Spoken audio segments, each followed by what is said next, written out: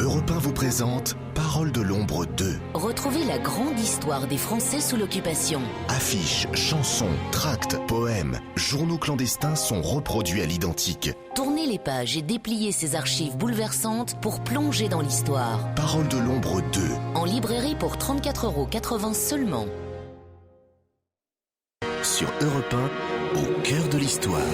C'est une histoire tout à fait incroyable que nous raconte aujourd'hui Franck Ferrand sur Europe 1 qui s'installe tranquillement. Bonjour Franck. Bonjour Julia, bonjour à tous. Je tiens avant tout à souligner, Julia, le caractère authentique de cette histoire étonnante et qui aurait pu sortir de l'imagination d'un romancier. Elle a été découverte de façon fortuite par deux historiens, Daniel Waldman et Fabrice Virgili, alors qu'ils effectuaient des recherches dans les archives de la préfecture. Ils vont nous raconter tout ça puisqu'ils sont nos invités aujourd'hui. Ce cas leur a, on peut le dire, sauter au visage, comme ils vont pouvoir nous le dire. Alors cette histoire, c'est celle d'un déserteur de la Première Guerre mondiale, Paul Grapp, qui pour échapper au front n'a pas hésité à se faire passer pour une femme. C'est ça, il a d'abord déserté, puis il s'est travesti et il a osé partager officiellement en tant que femme l'intimité de son épouse légitime.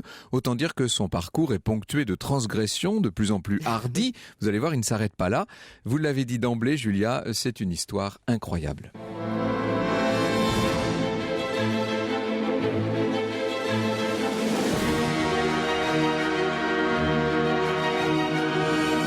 De 13h à 14h sur Europe 1, au cœur de l'histoire. Franck Ferrand.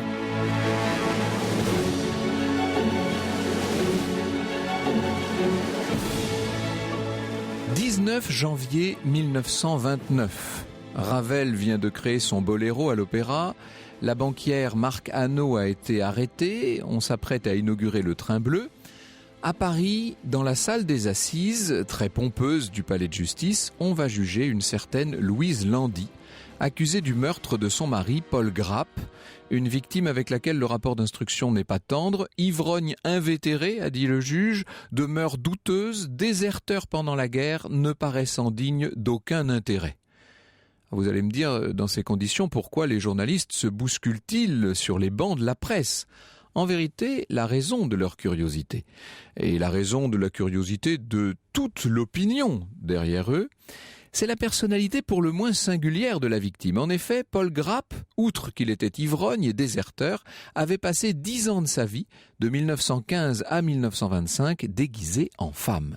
Avec le procès de Louise Landy, donc épouse Grapp, c'est le procès de la meurtrière d'un mari travesti qui fait sensation. L'accusé entre dans le box vêtu de noir, c'est-à-dire en grand deuil, ce qui suscite un certain émoi dans la salle. Il faut imaginer cette salle archi-comble. Est-ce qu'il est normal, se demande l'assistance, qu'une femme porte le deuil du mari qu'elle est accusée d'avoir tué ? Devant elle, sur les bancs de la défense, les avocats feignent de rester indifférents à l'attention générale. C'est pas n'importe qui, ces avocats. Ce sont des ténors du barreau, dont le célèbre Maurice Garçon en personne. Alors après toutes les formalités d'ouverture d'un procès aux assises, le greffier donne lecture de l'acte d'accusation. On y explique comment Louise a tué Paul, devenu violent, dans un sentiment de légitime défense pour protéger leur enfant. Il semble que quelque légitimes qu'aient pu être les terreurs de la mère, elle a agi avec une précipitation des plus regrettables et qu'elle eût pu appeler à son secours et prévenir les voisins au lieu d'accomplir spontanément son acte criminel, dit l'acte d'accusation. Le président de la Cour, c'est Raymond Bacquard, un conseiller d'État. Il mène les débats avec beaucoup de nuances, beaucoup de tact. Il a l'air plutôt bienveillant envers l'accusé, ce qui est aussi le sentiment dominant de l'assistance. L'accusé répond du reste très clairement aux questions qui lui sont posées. Et avant l'audition des témoins, plusieurs de ces réponses font rire l'auditoire. Il est vrai qu'il y a une certaine tension, comme toujours, dans ce prétoire, dans cette salle d'assises. On évoque les quelques 3000 maîtresses de son mari. Là, la salle s'esclaffe. Moi, je ne ris pas, répond-elle. Et quand on évoque la presse de Paul, il a trouvé une place, mais dès qu'il entra en fonction, on lui paya 15 jours pour qu'il fiche le camp tout de suite. On évoque aussi le souhait qu'avait formulé son défunt mari d'entrer dans la police, et spécialement dans la brigade mondaine. Cela ne manque pas de sel, fait-elle remarquer, pour un homme dont les mœurs étaient qualifiées de dépravées. Dans la salle, tout le monde sait bien à quoi Elle fait allusion au fait que la victime ait vécu donc aux côtés de sa femme en travesti pendant 10 ans. Alors le défilé des témoins ne va faire que noircir, que charger encore un petit peu le portrait de Paul Grapp, de sorte que lors de son réquisitoire, l'avocat général, pourtant réputé pour son intransigeance, va se montrer lui-même des plus mesurés, ce qui ne pouvait que préparer le jury à la plaidoirie vibrante de maître Maurice Garçon. À l'époque, seuls les hommes peuvent être jurés d'assises, les femmes n'y seront admises qu'en novembre 1944. Eh bien, chez les 12 hommes qui sont donc là et qui ont à se prononcer, la plaidoirie de maître Garçon trouve un écho plus que favorable. Après un petit quart d'heure de délibération seulement, le jury revient avec un verdict de non-culpabilité qui éteint du même coup toutes les autres questions. Louise Landy est acquittée, c'est donc libre qu'elle quitte le palais de justice. Un de ses anciens patrons s'est engagé à la reprendre comme ouvrière dans sa fabrique de jouets dès lundi, a-t-il dit, et même avec plaisir.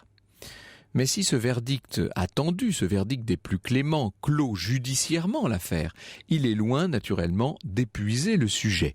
Le personnage central, cette victime dévoyée, paresseuse, alcoolique, dénoncée par la presse, ce Paul Grapp que tout le monde s'est hâté d'oublier, posait de nombreuses questions à la société française. Eh bien, c'est son destin à lui qu'il convient de creuser, c'est ce destin tout à fait hors norme que nous allons ressusciter. Franck Ferrand sur Europe 1, au cœur de l'histoire. Avec un récit qui nous relate aujourd'hui sur Europe 1 le destin singulier de Paul Grapp. Et oui Julia, tout a commencé par une belle histoire d'amour dans le Paris ouvrier de la Belle Époque. C'est une ambiance, il faut imaginer une ambiance à la Casque d'Or. Vous voyez, les amants, Paul et Louise, ont alors une vingtaine d'années. Paul est fils de fromager, il est lui-même ouvrier opticien. Louise, fille de journalier, est une petite employée chez un fabricant de matériel scolaire. Ils habitent, tout ça est très modeste, bien sûr, ils habitent une petite mansarde au 39 du boulevard Arago, donc on est au sud-est de Montparnasse. Ils finissent par se marier en décembre 1911 dans leur arrondissement, donc à la mairie du 13e. Sur un plan militaire, Paul est de la classe 1911. Il passe le conseil de révision devant le 3e bureau de la Seine. Il est déclaré apte au service. J'allais dire, on a tous connu ça. Certains d'entre nous ont connu ça.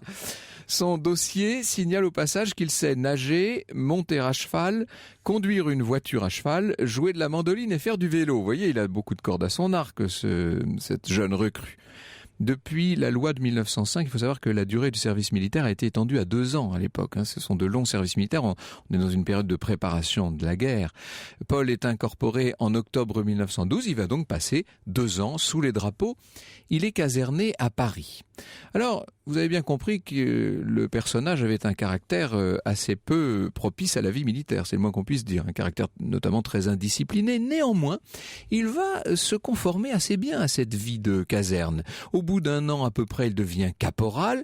Et comme souvent les caporaux, il prend une maîtresse au grand désespoir de sa jeune épouse.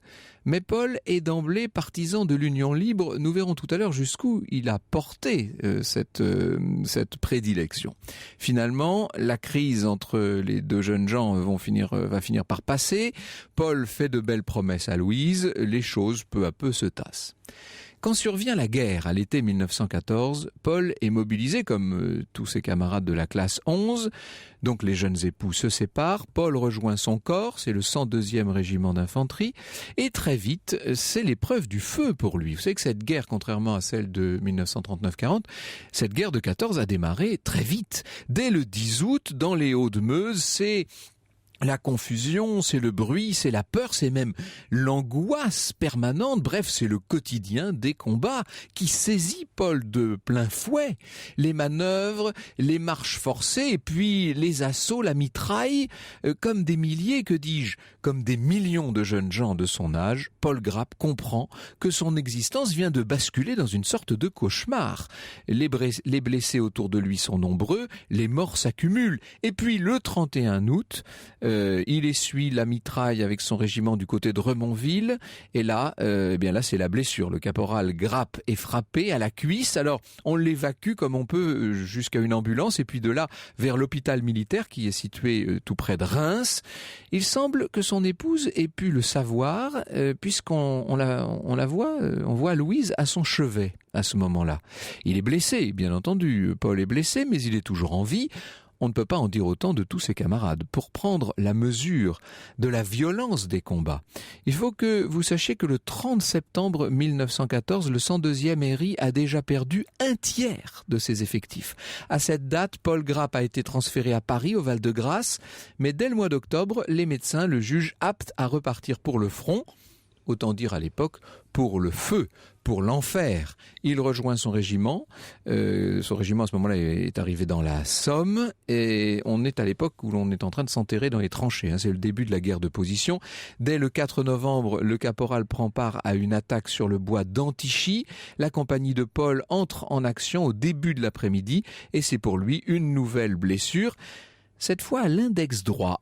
Une blessure à la main, ça aux oreilles des officiers ça sonne mal, ça ressemble à de l'automutilation, ce qu'on appelle à l'époque la fine blessure. Sans délai, Paul est mis aux arrêts, sa culpabilité est prouvée, à ce moment-là il est passible de la peine de mort.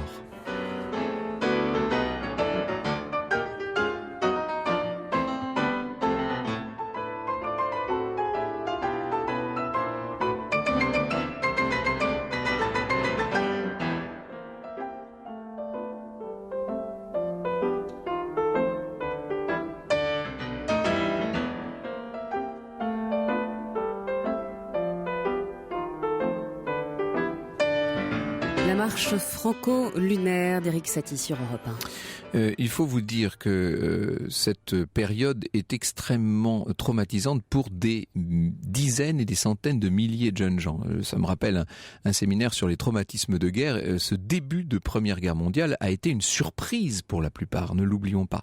Donc Paul est arrêté sous la suspicion de s'être automutilé, mais dès le 16 novembre, il bénéficie d'un non-lieu. Sa blessure s'est néanmoins aggravée, alors il est transféré à l'hôpital de Creil où les médecins décident de l'amputer de son doigt blessé. Tout ça ressemble vraiment à un mauvais rêve. C'est le quotidien de tous ces jeunes gens emportés dans la guerre. Franck Ferrand sur Europe 1, au cœur de l'histoire. Précisément au cœur de l'histoire de Paul Grapp qui, pour échapper à la guerre, va se travestir en femme. Exactement. Ce jeune caporal Paul Grapp vient d'être amputé d'un doigt, je vous l'ai dit, à la suite donc d'une deuxième blessure au combat. Une affaire assez louche qui n'a pas été véritablement élucidée. Il est affecté à l'issue de son opération au dépôt du 102e Héry, donc à Chartres. Là, il est toujours convalescent, mais c'est une convalescence qui dure et qui va durer des mois, 6 mois pour un index amputé. Vous avouerez que c'est beaucoup. Le caporal Grapp entretiendrait-il sa blessure pour échapper au front ? Il ne serait pas évidemment le premier à le faire. Tout de même, il a fini par attirer l'attention d'un capitaine, un gradé, comme on disait, le chef de la section mitrailleuse de sa compagnie, qui l'accuse de tirer au flanc et lui annonce qu'il le renvoie au front le jour même. Ça, pour Paul Grapp, c'est le signal du départ. Le 19 mai 1915, il est porté manquant à l'appel et 3 jours plus tard, le 22, il est officiellement porté déserteur.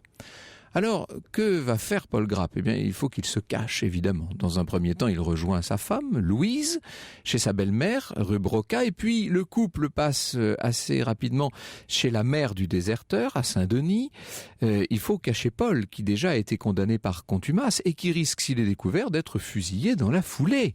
Comment est-ce qu'on peut, dans un pays en guerre, un pays qui est vraiment aux aguets, comment, même si on est là loin à l'arrière, comment peut-on cacher un jeune homme qui vient de déserter ? Eh bien, c'est à ce moment-là que une idée assez extraordinaire vient à Paul Grapp. Il se dit qu'après tout, s'il pouvait passer pour une femme, on ne le retrouverait pas. Il est petit, il a les traits plutôt fins. Bien sûr, en changeant de sexe, il est quasiment certain de ne pas attirer l'attention sur lui. Reste à convaincre Louise, tout de même, ça ne semble pas avoir posé de problème. Premier essai, Paul revêt un détailleur en velours de Louise, un chapeau, un peu de maquillage, il fait un tour dans le quartier et ça marche parfaitement. Visiblement, le subterfuge fonctionne, personne ne paraît soupçonner le travestissement. Louise ne tarde pas à louer une chambre de bonne, avenue du Bel-Air, dans le 12e arrondissement. Le couple y emménage sous les noms de Louise Landy et Suzanne Langard. Ce sont donc 2 jeunes femmes, 2 amies qui vont emménager sous le même toit. N'oubliez pas qu'on est en temps de guerre, à une époque où la plupart des jeunes hommes sont au front, les femmes ont tendance à se serrer les coudes. Bref, il n'y a rien de très étonnant et absolument rien de scandaleux, a priori, dans cet emménagement à 2. Pour Paul alias Suzanne, le moins qu'on puisse dire, c'est que c'est une nouvelle vie qui commence. Or, la transgression du genre dans la lourde destinée de Paul Grapp, cette transgression de sexe n'est qu'une première étape. Vous allez voir que chez lui, des transgressions, il y en aura bien d'autres.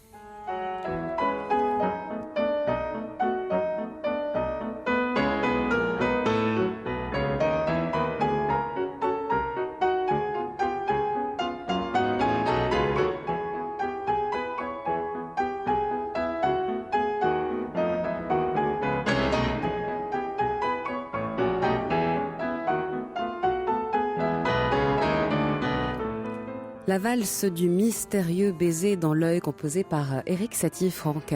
On est dans l'époque avec Satie et bien dans l'esprit un peu flottant de cette histoire inattendue, c'est le moins qu'on puisse dire. Nous avons la chance d'avoir avec nous dans ce studio Fabrice Virgili et Daniel Waldman qui sont les découvreurs, on devrait dire les inventeurs, mais au sens propre du mot, de cette extraordinaire histoire. C'est une découverte qui s'est faite par hasard, Daniel Waldman. Par hasard, et je vais passer la parole à Fabrice parce que c'est lui qui l'a découvert.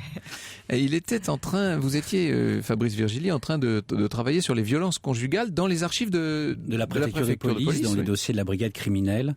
Et en feuilletant ces dossiers, un dossier a attiré mon attention davantage, celui de Paul Grapp et de...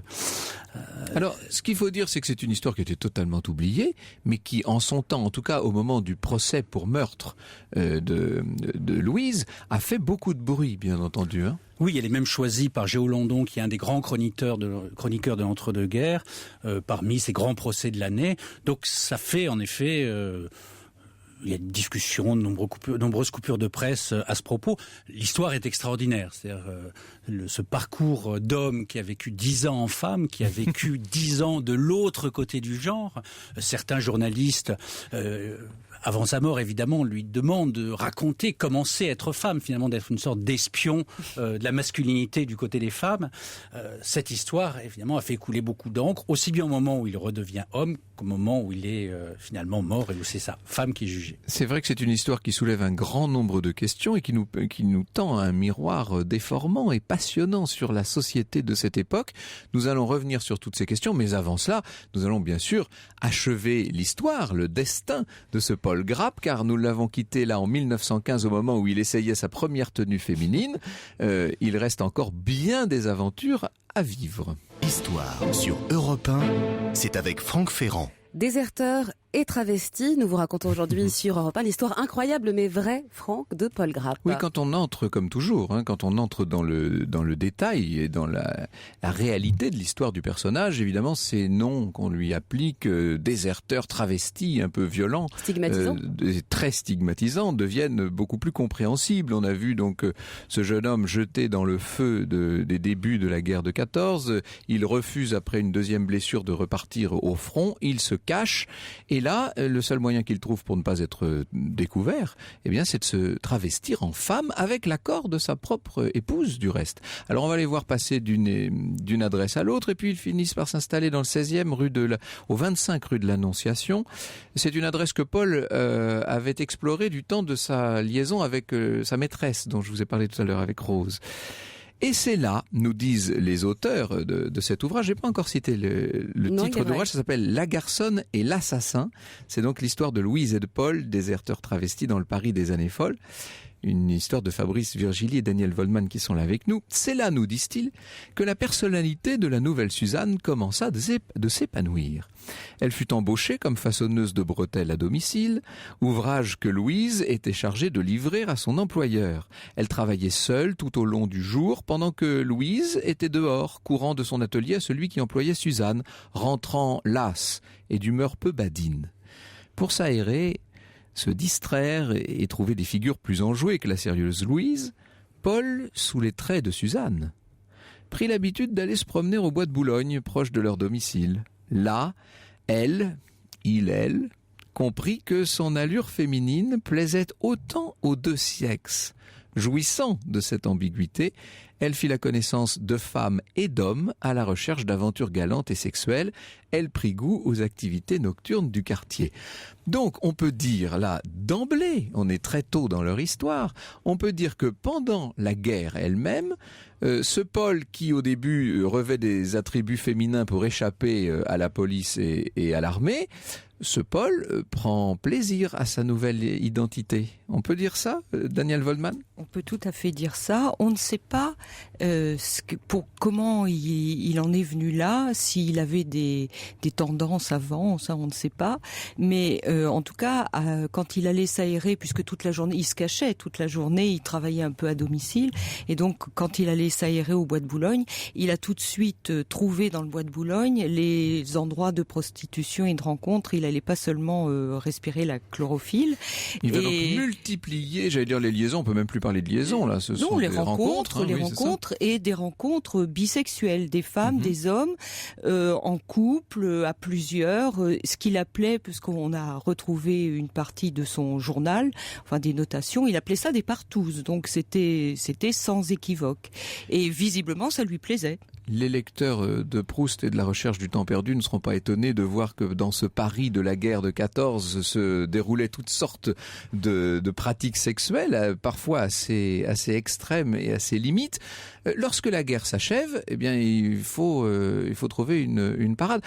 A priori, on aurait pu penser qu'il serait immédiatement amnistié, enfin que les déserteurs ne seraient plus poursuivis. C'est pas le cas de Paul. Non, c'est pas le cas. Il pouvait l'espérer légitimement. Une première amnistie a lieu en 1919, mais qui ne le concerne pas. Et donc il s'enfuit là à ce moment-là. Ils partent en Espagne, en effet, pendant 3 ans. Et là, on ne sait pas trop s'il redevient homme pendant cette période en espagnol, cette période espagnole. Néanmoins, le temps en Espagne ne leur convient pas non plus. Ils reviennent toujours en couple de femmes. Et là, encore peut-être plus affiché parce que la mode est à la garçonne. C'est ça. Et donc là, c'est vraiment un couple de 2 femmes qui vivent ensemble. Ce n'est pas les conditions de la guerre. Les conditions de la guerre. On avait 2 amis qui vivaient sous le même toit. Pourquoi pas ? Là, ce sont vraiment, aux yeux de la société, ils deviennent un couple de femmes. Oui, et puis je pense que Paul a pris aussi l'habitude de vivre en femme. Il a, dès le début, modifié sa voix. Et au fur et à mesure que les années passent, cette voix se modifie durablement. Il utilise des procédés de dépilation électrique pour faire l'électrolyse, dit-il, on est vraiment à la pointe du progrès. Il recherche. Louise dépense une grande partie de son salaire pour acheter toutes sortes de crèmes, de pommades pour masquer les poils qui n'auraient pas été épilés. Bref, il y a vraiment une pratique quotidienne du travestissement et qui le fait vivre en femme, que ce soit au Bois de Boulogne ou dans la rue, dans leur quartier. Alors je pense qu'on commence assez bien à cerner la personnalité ultra complexe et d'ailleurs passionnante de Paul. C'est plus étonnant de voir que Louise accepte tout ça. De sa part à elle, c'est une attitude alors vraiment difficile à comprendre, Daniel Woldman. Difficile à comprendre parce qu'on n'a pas tous les éléments. Il y a une chose qu'on sait qui a l'air d'être vraiment sûre, c'est qu'elle aime beaucoup son Paul et elle est prête à beaucoup de choses pour lui. La preuve, elle l'a aidé à déserter, elle l'a aidé à se cacher. Quand il ne travaillait pas, c'est elle qui travaillait, qui se fatiguait. Elle est prête à beaucoup de choses pour lui. Alors on peut appeler ça de la soumission ou de l'amour ou les deux à la fois. En tout cas, elle tient à son Paul et elle le suit. Là où c'est un peu plus compliqué et sans doute plus complexe, c'est quand il veut l'entraîner dans ses activités sexuelles au Bois de Boulogne. Il voudrait qu'elle le suive. Elle dit, et sans doute elle le dit aussi, c'est au moment du procès, et c'est aussi pour assurer sa défense, elle dit qu'elle aimait pas beaucoup ça. Mais finalement, elle l'a suivi, contrainte. Ce qu'il faut dire, Fabrice Virgili, c'est que Paul n'a pas que des activités sexuelles, si je puis dire. Sous ses vêtements de femme, il exerce toutes sortes d'activités, notamment il va s'initier au parachutisme féminin. Au parachutisme féminin, et il participe à plusieurs sauts dans des grands meetings aériens, c'est aussi à la mode à l'époque. Personne jamais ne se doute de rien, c'est quand même un peu fort. Apparemment pas, en tout cas. Ou s'il y a des doutes, il reste discret, mais il travaille, il saute en parachute, il va se promener dans son quartier, il est connu par ses voisins, en femme. La garçonne. Il se fait même comme la Il garçonne. Faut pas oublier cette mode de la garçonne qui évidemment. En plus, on peut dire que l'atmosphère des années folles, comme les bien nommées années folles, c'est une atmosphère relativement libre en fait. On n'est pas dans le corsetage qui viendra plus tard, dans les années 1950. Là, dans les années 20-30, les mœurs sont quand même relativement relâchées. En tout cas, c'est ce que nous raconte cette histoire sans aucun doute. C'est-à-dire que quand ils vivent en garçonne, il n'y a pas de problème. Manifestement, les problèmes ne surgissent qu'après. Alors justement, au bout de 10 ans, en 1925, j'allais dire patatras, ça devrait être une libération pour lui, puisque c'est l'amnistie qui va libérer, on peut dire, tous les anciens déserteurs de cette guerre de 14. Et finalement, cette amnistie qui permet à Paul de redevenir un homme va en même temps signer le début de ses graves problèmes. Franck Ferrand sur Europe 1, au cœur de l'histoire. Il se maquille pour ressembler à une fille. Il met du savon et des chaussures à talons et des fleurs dans son chignon. Il se maquille pour ressembler à une fille. Il est très belle, ça fait appeler mademoiselle. Il est très belle, se fait appeler Mademoiselle. Zaza Fournier sur Europe 1. Oui, c'est tout à fait de circonstance, donc pour parler, je dis ça pour les auditeurs qui nous rejoindraient seulement, pour parler de ce personnage incroyable, de ce Paul Grapp, qui, pour échapper à la guerre de 1914-18, est devenu une femme, enfin, en tout cas, pas tout à fait une femme, mais s'est habillé en femme, a vécu en travesti, en a profité pour repousser loin l'exploration des plaisirs sexuels à cette époque, et puis en 1925, c'est là que nous en étions. En 1925, c'est l'amnistie. Il n'a plus besoin de se déguiser, enfin de se travestir pour être plus exact. Il reprend les habits d'homme. C'était peut-être pas une obligation d'ailleurs. Ce qui est plus étonnant encore, Daniel Waldman, c'est qu'il fait part de son expérience et qu'il la raconte. Alors d'abord, il est content de reprendre ses habits d'homme. Il a l'air en tout cas d'être content parce que dès que la loi d'amnistie est connue, il reprend ses habits qu'il avait gardés. Ça faisait quand même 10 ans qu'il n'était plus habillé en homme. Il avait gardé ses habits. Visiblement, il n'avait pas ni grossi ni maigri. Il reprend ses habits et il va bénéficier, enfin se faire enregistrer comme déserteur amnistié. Donc il n'est plus déserteur. Et là, pourquoi témoigne-t-il ? Alors voilà, c'est là où ça commence à être plus compliqué pour lui. Il est de nouveau un homme et en fait, il a la nostalgie de quand il était en femme.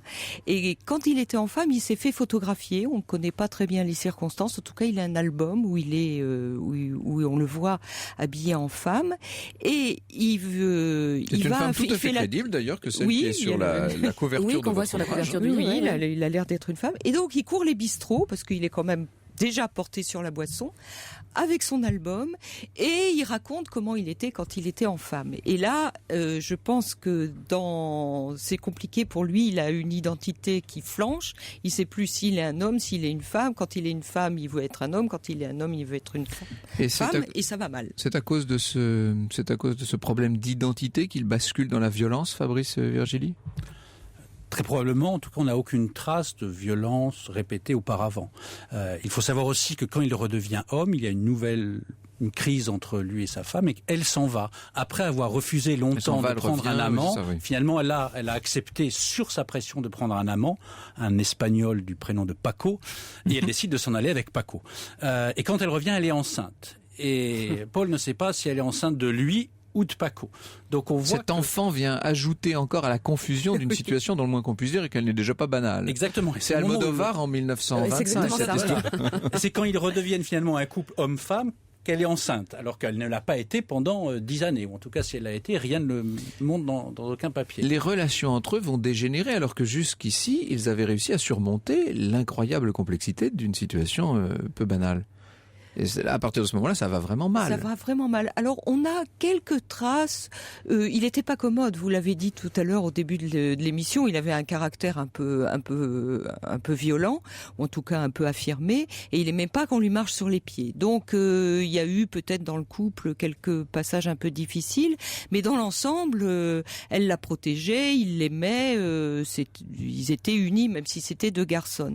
À partir du moment où elle est enceinte, où le petit garçon naît et où il devient de plus en plus alcoolique, il est de plus en plus violent. Et là, c'est un couple avec beaucoup de nuages. C'est plus sans nuages. Et tout ça va aboutir à un meurtre. Voilà, c'est-à-dire qu'il est quand même à 5 litres par jour, comme elle le rappelle à la barre au moment du procès. La violence est de plus en plus forte vis-à-vis d'elle et vis-à-vis de l'enfant, avec des menaces de mort répétées, un refus de sacrifier la moindre bouteille en argent pour pouvoir acheter des médicaments ou des choses comme ça. À ce moment-là, ils habitent pour l'enfant. Oui.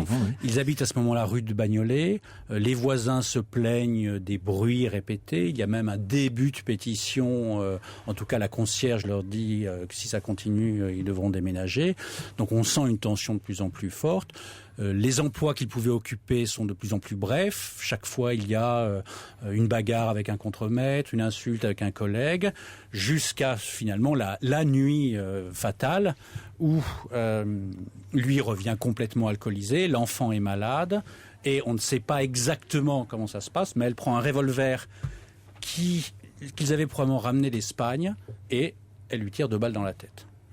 Elle sera donc acquittée du fait de la très mauvaise réputation de la victime, on peut le dire. Que devient l'enfant ?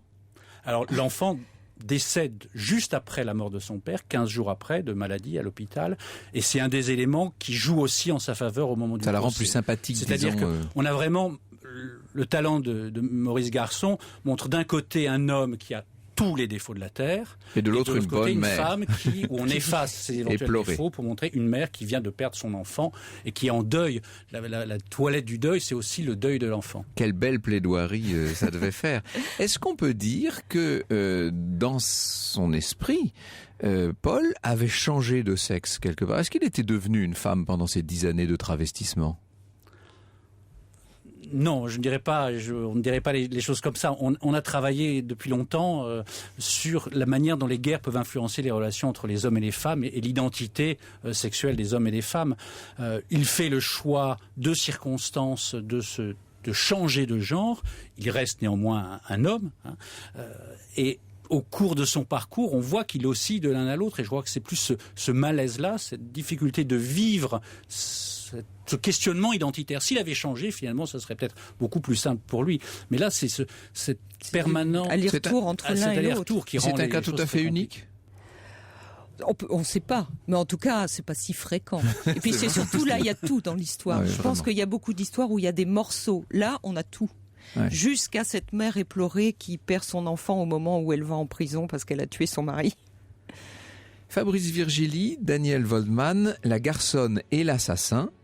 C'est un joli titre, La garçonne et l'assassin, histoire de Louise et de Paul, déserteurs travestis dans le Paris des années folles. C'est édité chez Payot. Merci beaucoup de nous avoir éclairé sur ce personnage complexe. Et puis merci à toute l'équipe, évidemment, à Lorena, à Olivier, à Guillaume. Je leur ai donné encore aujourd'hui des sueurs froides. Je vous promets que demain je serai bien à l'heure et que tout ira parfaitement.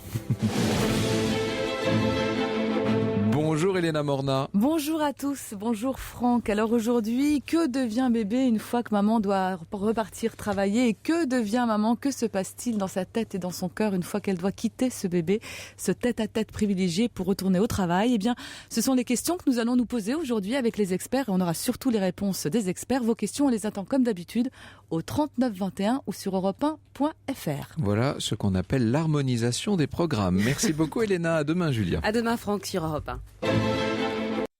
Europe 1 vous présente Parole de l'ombre 2. Retrouvez la grande histoire des Français sous l'occupation. Affiches, chansons, tracts, poèmes, journaux clandestins sont reproduits à l'identique. Tournez les pages et dépliez ces archives bouleversantes pour plonger dans l'histoire. Parole de l'ombre 2.